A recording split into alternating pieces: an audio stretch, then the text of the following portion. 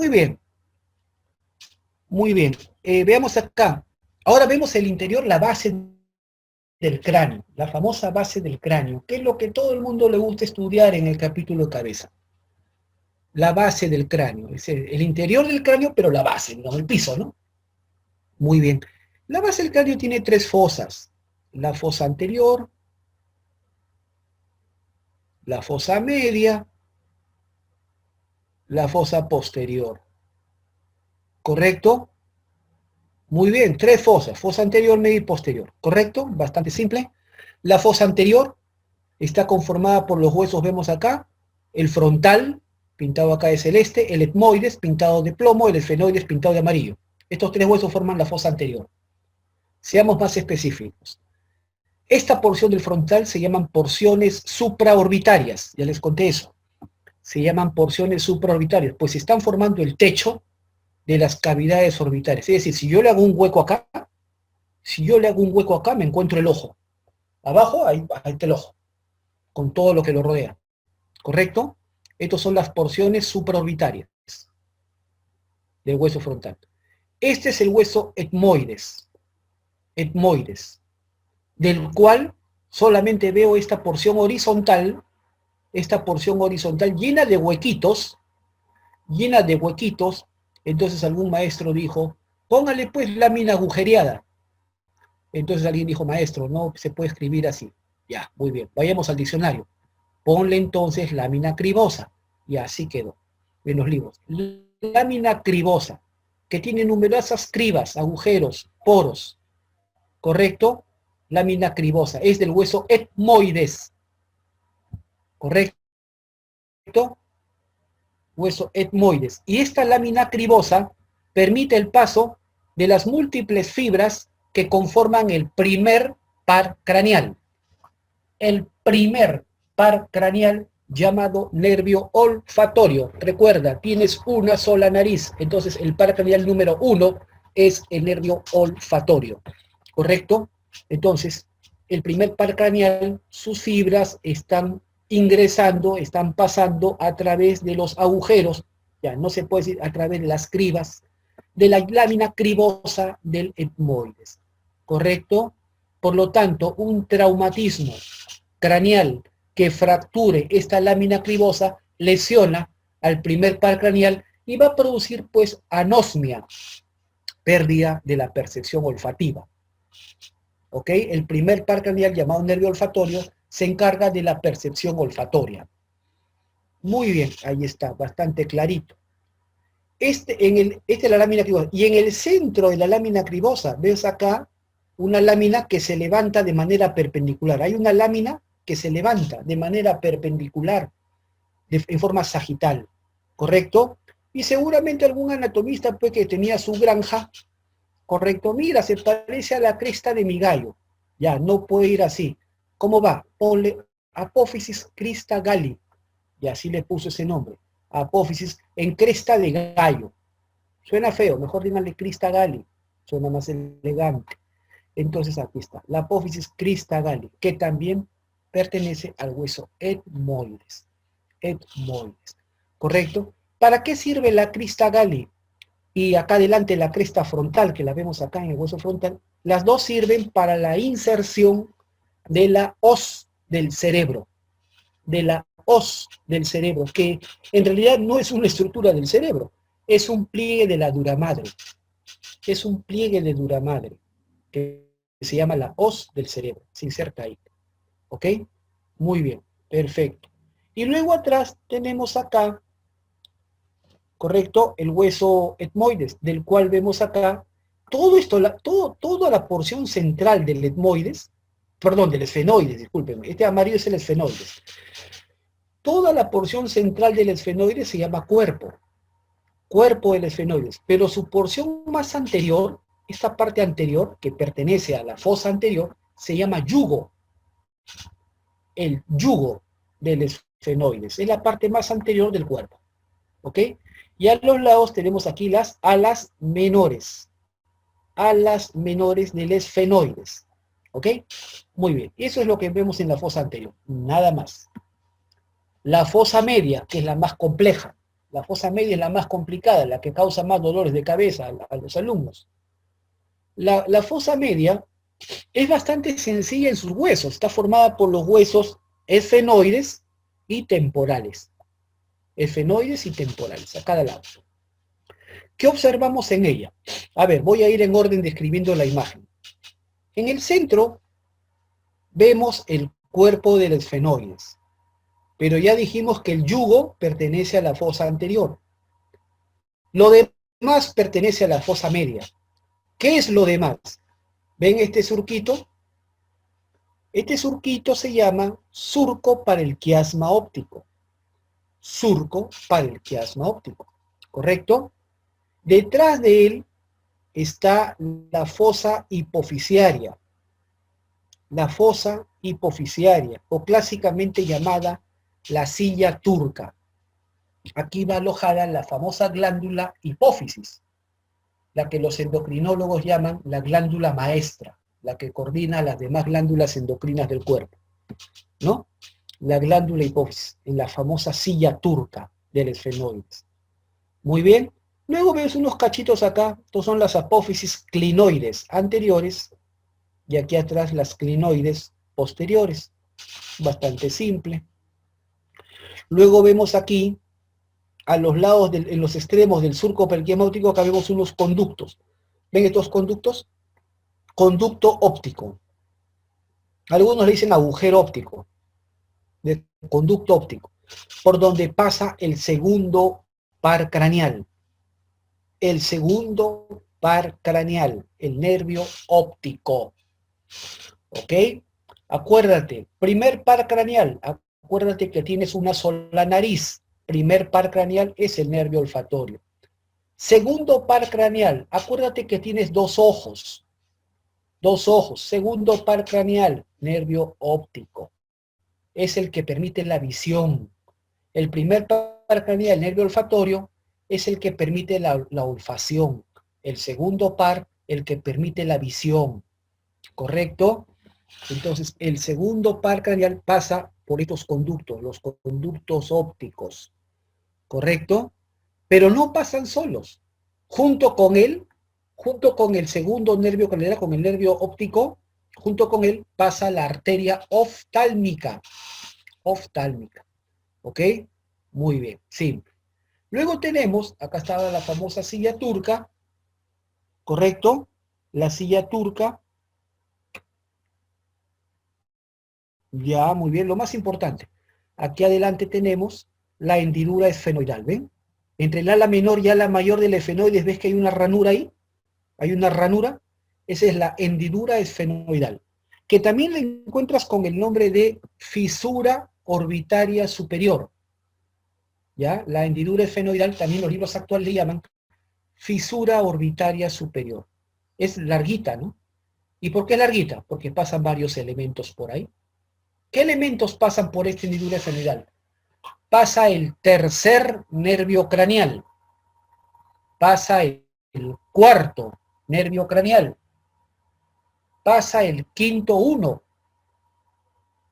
pasa el sexto nervio craneal y encima pasa la vena oftálmica, las venas oftálmicas, superior e inferior. ¿Correcto? Mira todo lo que pasa por la hendidura esfenoidal. Cuatro nervios, el tercero, el cuarto, el quinto uno, el sexto. Y de yapa las dos venas oftálmicas, superior e inferior. ¿Correcto? Eso es lo más importante. Las venas oftálmicas. Entonces miren ustedes acá, los cuatro nervios, tercer par craneal, que se llama nervio oculomotor. Oculomotor, creo que el nombre te lo está diciendo, ¿no? Yo soy el que muevo los ojos, te está diciendo. Oculomotor. ¿Y por qué los mueve? Porque inerva los músculos, pues. Bastante simple. Oculomotor. El que inerva los músculos, la mayoría de músculos que mueven los ojos. El tercer nervio oculomotor. También llamado motor ocular común. Motor ocular común. También se le llama el tercer nervio craneal. Muy bien. El cuarto nervio craneal, llamado troclear o patético. Troclear o patético. Cuarto nervio craneal. Inerva a un músculo que también moviliza los ojos. ¿correcto? A un músculo que mueve los ojos. El quinto uno. ¿Por qué quinto uno? Porque en realidad el quinto nervio craneal se llama trigémino. Trigémino, los tres gemelos, eso te lo está diciendo claramente. Trigémino, el de los tres gemelos. El quinto nervio craneal se divide en tres ramas clásicamente. Tres ramas, que se llaman, ojo, no les había mencionado, los nervios craneales, doctores, se nombran en números romanos. En números romanos, ¿ya? No en número común, como el que estamos acostumbrados a, se nombran en romano. Entonces, quinto nervio craneal es con una letra V, con una V chica. Pero este quinto nervio craneal da tres ramas. El V-1. V-1. El 1 sí va con número común, como el que usamos todos. V-1. Es el quinto 1, llamado rama oftálmica. Rama oftálmica del trigémino. El V-2 o quinto 2, llamado rama maxilar. Y el V-3 o quinto 3, llamado rama mandibular. Son las tres ramas del trigémino. Trigémino te está gritando a toda voz, yo me divido en tres ramas, te lo está diciendo claramente. Ya si así no aprendes, bueno, hay otras carreras por si acaso. ¿Ok? Entonces, V1, quinto 1, V2, quinto 2, V3, quinto 3. Quinto 1, rama oftálmica. Quinto 2, rama maxilar. Quinto 3, rama mandibular. Pues bien, de las tres ramas, las tres no pasan por el enduro efenoidal, solamente pasa el V1, el quinto 1, ¿correcto? El quinto 1, la rama oftálmica, ¿correcto? También pasa el sexto nervio, llamado abducens, es decir, el que abduce, en pocas palabras, abducens, o llamado también motor ocular externo. Motor ocular externo, o sea, también inerva a un músculo del ojo. Entonces, ¿cuáles son los tres nervios que inervan a los músculos que mueven los ojos? El tercero, el cuarto y el sexto. Son los tres nervios que inervan a los músculos que mueven los ojos. Tercero, son los nervios oculomotores. Oculomotores, los tres, tercero, cuarto y sexto. ¿Ok? El quinto 1, la rama oftálmica del trigémino, uno dice oftálmica, o sea, tiene que ver con el ojo. Sí, es un nervio sensitivo. La rama oftálmica es un nervio sensitivo, es el que recoge la sensibilidad en el ojo de la córnea. Por eso es que cuando un cuerpo extraño te toca la córnea, automáticamente sientes y cierras el ojo. ¿Correcto? Muy bien. Ese es el quinto 1. Muy bien. Y esos son los cuatro nervios que pasan por el nervio efenoidal. Muy bien. Luego tenemos atrás, miren, este agujerito. ¿Ven este agujerito? Ya, le he puesto el nombre clásico, ¿no? Le he puesto el nombre clásico. Agujero redondo mayor. Ese es un nombre clásico. Actualmente le dicen agujero redondo, a secas. Agujero redondo. Ya le quitaron el término mayor. ¿Ok? Actualmente dicen el agujero redondo, nada más. Ese es el que clásicamente decía redondo mayor. ¿Qué elementos pasa por acá? Por aquí pasa el V2, el quinto 2, la rama maxilar del trigémino, nada más. Luego el agujero oval, este de acá, agujero oval. Por aquí pasa el V3, quinto 3, la rama mandibular del trigémino. ¿Correcto? El V3, rama mandibular del trigémino. Pero no solamente pasa él. Por este también pasa, por este agujero oval también pasa la arteria meningea menor. La arteria meningea menor, o que algunos dicen accesoria, meningia accesoria. ¿Correcto? Muy bien. Y pasa de ella, les voy a decir mejor de una vez, pasa ahí también pasa el nervio petroso menor. Nervio petroso menor, rama del noveno nervio craneal. Muy bien, que es el responsable de la secreción salival de la glándula parótida. Muy bien, ya no voy a entrar en tanto detalle, esto es lo básico por ahora. Muy bien, y atrás tenemos otro agujerito más chiquito, ¿ven? ¿Ven este huequito?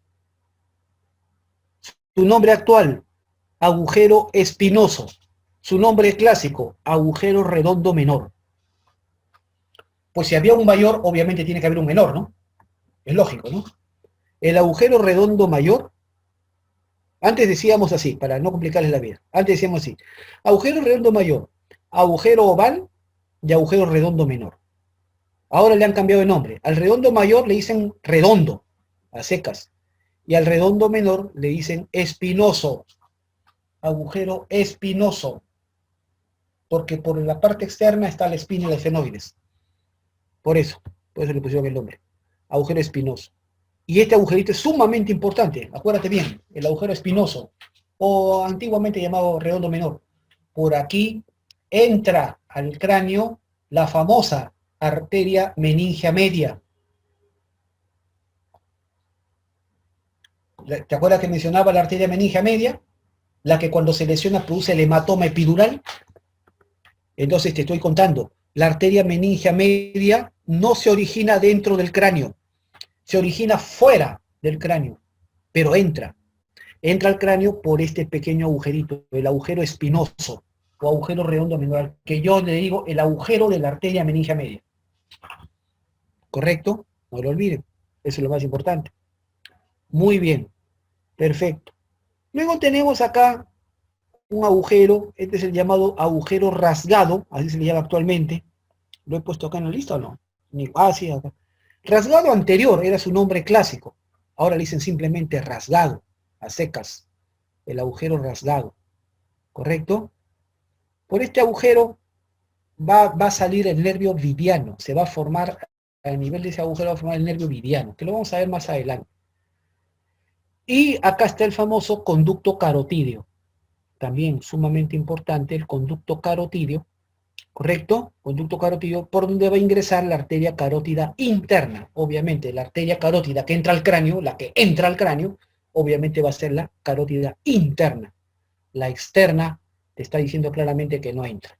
La interna es la que entra. ¿Estamos de acuerdo? Muy bien, simple, elemental, ahí lo tienen. Esos son los elementos más importantes que vemos en la fosa media. Aquí vemos atrás, esta es la porción petrosa del temporal, o llamada también peñasco. Peñasco. ¿Correcto? Del temporal, lo vemos acá. Acá vemos algunos detalles, como una fosita, la fosa de Gasser, la fosita para el ganglio de Gasser, donde es el ganglio donde se van a nacer las tres ramas del trigémino. Quinto 1, quinto 2, quinto 3. Acá vemos la eminencia arcuata, el tegmen tímpani, pero ya son detalles que la verdad no son muy relevantes en este nivel. ¿Qué pasa por el agujero? Me preguntan acá, ¿qué pasa por el agujero rasgado anterior? En realidad el agujero rasgado anterior en el sujeto vivo está tapado por un cartílago, pero por este agujero, a nivel de este agujero se forma el nervio vidiano. En realidad lo que está pasando por aquí, lo que pasa por este agujero son dos nervios. Son el nervio petroso mayor y el nervio petroso profundo, que se van a juntar para formar el nervio vidiano. Esos dos nervios pasan por ese agujero y se van a juntar para formar el nervio vidiano. El nervio petroso mayor con el nervio petroso profundo. En lo que es la nomenclatura actual. Muy bien. Eso es entonces lo que pasa. ¿Correcto? Pero también en términos prácticos, también se dice que por este agujero está pasando o está ingresando también parte de la arteria carótida interna, porque la carótida interna ingresa por el conducto carotidio y también por el agujero rasgado anterior. ¿Ok? Muy bien. Perfecto. ¿Está bien? Y la fosa posterior, que es grande, pero es bastante sencilla. Miren ustedes acá el detalle, ¿no? Siempre el anatomista tiene que ser por naturaleza observador. Miren ustedes, la fosa anterior es la más pequeña. La fosa media, pues es media en tamaño. Y la fosa posterior es la más grande. No solamente eso, la fosa anterior es la más elevada, la más alta. La fosa media es media también. Y la fosa posterior es la más profunda. ¿Quedó claro? ¿Quieren otro detalle? En la fosa anterior se alojan los lóbulos frontales del cerebro. En la fosa media se alojan los lóbulos temporales del cerebro.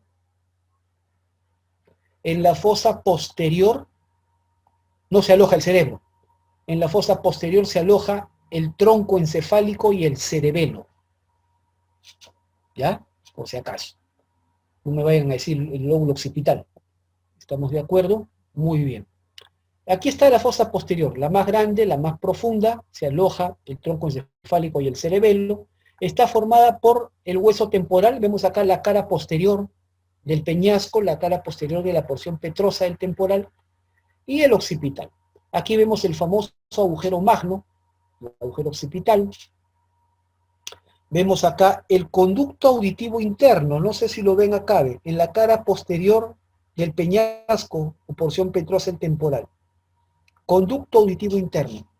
Por este conducto auditivo interno están pasando el séptimo y el octavo nervio craneal. El séptimo y el octavo nervio craneal pasan por el conducto auditivo interno. Séptimo y octavo nervio craneal. Y la arteria laberíntica o también llamada auditiva interna. ¿Correcto? El séptimo nervio craneal se llama nervio facial. Facial, simplemente con letra C. Algunos me ponen con SC, no tienen ni idea qué significan los términos. Es simplemente con letra C. Nervio facial, el nervio que es el que da la motricidad de la cara, el que permite los gestos de la mímica facial. Nervio facial. Y el octavo nervio craneal se llama nervio vestíbulo coclear. Vestíbulo coclear. Tiene ese nombre, no se llama nervio auditivo, no se llama nervio acústico, no. Es el nervio auditivo o nervio acústico o llamado nervio coclear, es uno de los conformantes del nervio vestíbulo coclear, pero no es el nervio, no es el octavo. El octavo nervio craneal es el nervio vestíbulo coclear, que está conformado por dos nervios, el nervio coclear, que es el auditivo o acústico, y el nervio vestibular. ¿Me dejo entender? Entonces son dos nervios que van a formar el octavo nervio craneal. Muy bien, es el octavo nervio craneal. Bien, luego vemos acá este agujero. Este clásicamente se llamaba agujero rasgado posterior, pues había un rasgado anterior, ¿no? Este se llamaba rasgado posterior. Actualmente le llaman el agujero yugular. El agujero yugular. Pues por aquí sale la famosa vena yugular interna. Obviamente, la vena yugular que viene de adentro del cráneo va a ser la interna, pues jamás va a ser la externa. La yugular interna viene de adentro del cráneo. La yugular interna sale por este agujero. El agujero rasgado posterior, que actualmente le llaman el agujero yugular. Y no sale sola, sale con tres nervios, junto con tres nervios. El noveno, el décimo y el décimo primero. El 9, 10 y 11, más sencillo. El 9, 10 y 11, ¿correcto? El noveno se llama glosofaringeo, el décimo se llama vago, o injustamente le llaman algunos neumogástrico. Pero ese nombre, ese término está en desuso, ¿eh? Ya casi ningún libro lo usa. Ya casi ningún libro lo usa, nervio neumogástrico, porque ese nombre la verdad no dice nada. Es muy injusto para este nervio, ¿correcto? Su nombre correcto es nervio vago. ¿Y saben de dónde viene la palabra vago? Vago viene del latín antiguo que significa vagari, que significa nervio de trayecto errático. Es decir, es un nervio bastante difícil de seguir, de disecar, porque ese nervio tiene mucha inervación, inerva muchas estructuras en el cuerpo. Comienza acá en el cráneo y va a terminar en el abdomen, va a inervar gran cantidad de órganos en el cuello, en el tórax y en el abdomen. Va a terminar en la parte baja del abdomen, casi al final. Entonces, los antiguos anatomistas, pues, les costaba mucho trabajo seguirlo y secarlo al vago. Entonces le pusieron el nombre nervio de trayecto errático. Y ahí su término, vagari, vago. Eso significa. Ya no es, algunos no sé si lo dirán en serio, creen que vago es flojo, que no hace muchas funciones. En realidad el que está haciendo vago es el que no estudia bien los términos, ¿no? Muy bien. Entonces, perfecto. Entonces acá está. el noveno, el décimo, y el undécimo, el décimo primero, se llama nervio espinal accesorio. Nervio espinal accesorio, porque es el único par craneal que no se origina dentro del cráneo. Tampoco se les ocurra decir que los pares craneales son los nervios que nacen dentro del cráneo. No, yo a ese, por Dios, lo veto, lo bloqueo, desaparece de mi campo visual. No es cierto. Los pares craneales son la definición. ¿Cuál es la definición original de pares craneales? La definición original de pares craneales, para que ustedes lo sepan, doctores, son nervios que atraviesan los agujeros de la base del cráneo. Eso significa. Eso es la definición original de pares craneales. No es cierto que todos se originen dentro del cráneo. Hay uno que es la excepción, el número 11. El número 11 se origina en la médula espinal, en los segmentos cervicales, C1 hasta C5, algunos dicen hasta C6. ¿Correcto? Muy bien. Pero va a ingresar al cráneo, se va a meter por el agujero magno o va a salir por el agujero yugular. Es un nervio bastante curioso en su recorrido. Entonces atraviesa. Por eso le corresponde ser un par craneal, a pesar que no se origina dentro del cráneo. ¿Ok? Bien. Perfecto, ya lo tienen acá. Entonces 9, 10 y 11 con la yugular interna pasan por acá. Y finalmente, bueno, acá está el agujero magno, por donde ya les he dicho, ingresa el par craneal número 11, y por este agujero magno pues sale la médula espinal y sus amigos, ¿no? La médula espinal y todos los elementos que la rodean. Las meninges, líquido cefalorraquídeo, ¿correcto? Muy bien. Y aquí adelante, abajito, ven, hay unos agujeritos. Los agujeros condilios anteriores. ¿Así le he puesto ese nombre? ¿Dónde están? Ah, no los he puesto, ya. Agujeros condilios anteriores, que actualmente, en la nomenclatura actual dice los agujeros o conductos hipoglosos. Ya, pues más cantado imposible. Los conductos hipoglosos. Es decir, por aquí pasa el último par craneal, el número 12, el hipogloso. Muy bien. Y esos son los elementos. Y acá está en mi tablita de siempre, en resumen, los agujeros de la base del cráneo y los elementos que pasan por ellos, con su sinonimia, con su nombre, ya pues, bastante cantadito. A ver, dicen acá, en una fractura, hay una pregunta, en una fractura de base de cráneo, ¿ya? ¿Cuáles son las estructuras anatómicas que frecuentemente se lesionan, a grosso modo? Ya, mira, bien simple. Cuando tú hablas de fractura de base de cráneo, ¿no? O sea, generalmente es consecuencia de un TEC. Generalmente lo primero que hay que averiguar es qué fosa está comprometida. ¿Cuál es la fosa principalmente comprometida? Entonces, te van a poner en los problemas, porque es lo que generalmente uno ve, ¿no? TEC, traumatismo craneoencefálico, con compromiso de fosa anterior. O compromiso de fosa media, o compromiso de fosa posterior. Eso es lo principal.